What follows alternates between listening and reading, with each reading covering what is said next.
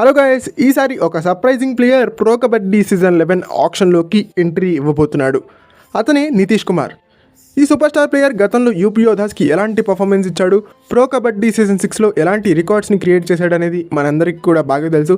ఆ సీజన్లో 100 టైకిల్ పాయింట్స్ని స్కోర్ చేసి highest in the pro kabaddi అనిపించుకున్నాడు. సో ఈ నేపథ్యంలో ఇలాంటి ఒక స్టార్ డిఫెండర్ ఆక్షన్లోకి వచ్చాడు అంటే కనుక డెఫినెట్గా తనకి భారీ డిమాండ్ ఉండేటువంటి అవకాశం ఉంటుంది. But due to some concerns, తనకి ఇంజురీ కన్సర్న్ ఉండడం వల్ల, తన ఫామ్ డిప్ అవ్వడం వల్ల తన ప్రైస్ ట్యాగ్ కూడా డిప్ అయ్యేందుకు అవకాశాలు ఉన్నాయని చెప్పాలి.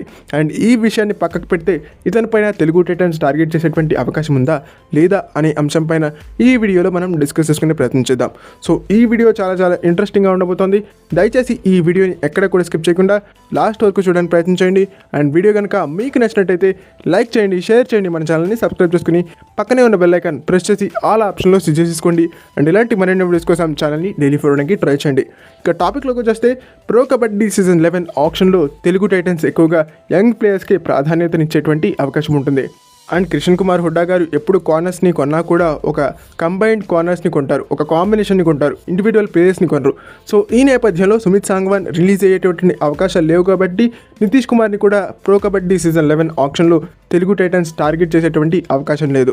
తెలుగు టైటన్స్కి వచ్చేటటువంటి అవకాశం లేదు నితీష్ కుమార్.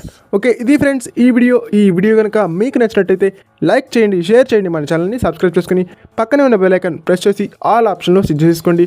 అండ్ ఇలాంటి మరిన్ని వీడియోస్ కోసం ఛానల్ని డైలీ ఫాలో అవడానికి ట్రై చేయండి.